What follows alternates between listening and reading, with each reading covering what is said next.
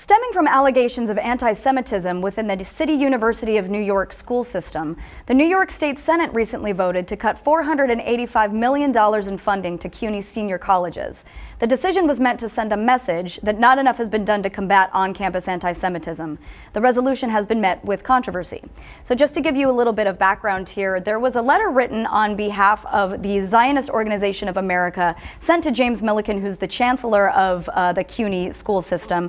And the letter describes several different instances at particular college campuses on behalf of the Students for Justice in Palestine against Jewish students. So there would be, just for example, protests with regards to tuition hikes, but then very quickly different rhetoric and different verbiage would be included, such as, you know, sometimes as blatant as just like Jews, you're responsible for problems, or, you know, basically anti-Zionist rhetoric. Right. So the state budget resolution that was reached on March 14th of this year, after a 2-hour debate, they reached a decision to, like I said, cut almost $500 million from CUNY school systems. And according to Ken Laval, who was one of the GOP senators and he chairs the Chamber's Committee on Higher Education, he had this to say. He says, quote, "These are the things that have been happening at CUNY, and these are the things that the Senate Republican Conference says are intolerable and must stop." So, Elliot, I think the biggest question right now, for me at least, is whether or not cutting that kind of funding from schools is the way to combat anti-Semitism, whether or not it exists. Right, right. So it would be interesting to be able to go over some of those specifics and to see, as you said, to draw the distinction between anti-Israeli sentiment versus anti-Semitism. Now, some people say there is no such thing, you can't draw that distinction, but arguably there is a subtle distinction that and it's not always actually quite so subtle, a distinction that you can draw between the two. There's also the argument, the very obvious argument about free speech, and just because you differ with, the Israel's, let's say, just because you differ with Israel's foreign policy strategy and approach, does not therefore mean that it falls into hate speech, falls into anti-Semitic speech, and there's that argument for free speech. So it seems to me as though this is the state legislators are using this as an excuse to cut funding. Arguably they would have cut anyway, and ironically seem to be hurting the people that they are probably wishing to help, i.e. the Jewish population or the fight against anti-Semitism, and actually in some ways bizarrely impacting on them negatively, because it's now saying, well, because we're going to stand up for you because of this anti-Semitism. And actually there may well be, it's not clear that, well, from what we've discussed and off camera, it's not clear where the harm has really fallen.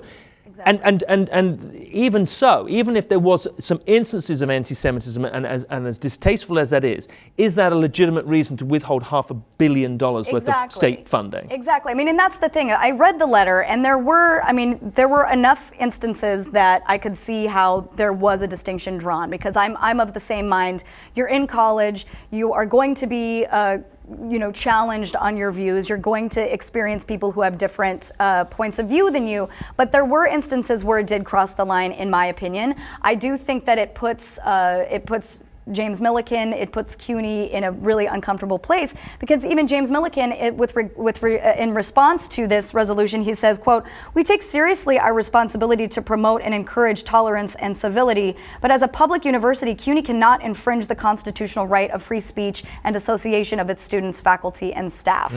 So, whether or not we make this conversation more with regards to the First Amendment rights and free speech on campus, or whether it's something a little bit more sinister, which seems, it's sort of like, okay, if you're trying to deal with tolerance and the issue of intolerance on campus, it seems like enacting new committees or new programs to help would be the way to deal with it, not take money away, right? Right, exactly. And unfortunately the door swings both ways. Freedom of speech is my freedom to say whatever I want to say, and your freedom is your right to be offended or not, but to be offended by what I say, and them's the rules, and that's how you play. Exactly. Exactly. And it cuts both ways, and it's not acceptable because one arbitrarily or subjectively rather, somebody finds one particular point of view more palatable than another. That is just not the way to go. And to your point, then to cut $485 million worth of funding, as I said, you're now vilifying. Do you think that's going to improve Semitic relations within the university? You think that's going to improve the dialogue just generally, or do you think that's going to vilify the Jewish, those people further, and it's going to actually focus attention more and say, oh, it's all part of a conspiracy, it's all part of the GOP stand, and crushing our attempts to actually have an open debate.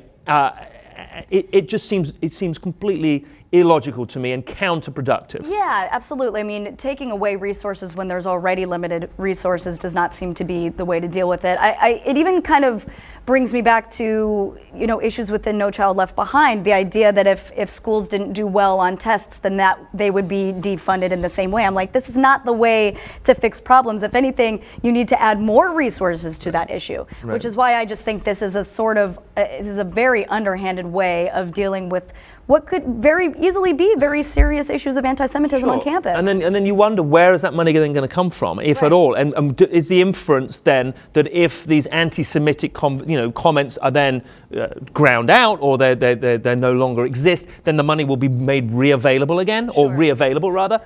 It seems so arbitrary and so unnecessary.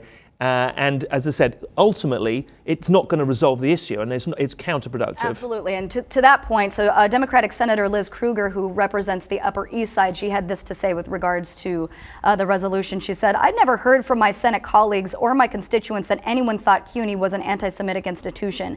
And even if CUNY has a problem, how is cutting a third of their budget going to solve the problem?" Which is, I think, exactly how I feel. Where I'm third of the budget. That's extraordinary. Yeah. So we'll see how issues of free speech and First Amendment rights pan out. But in the meantime, defunding does not seem to be the solution.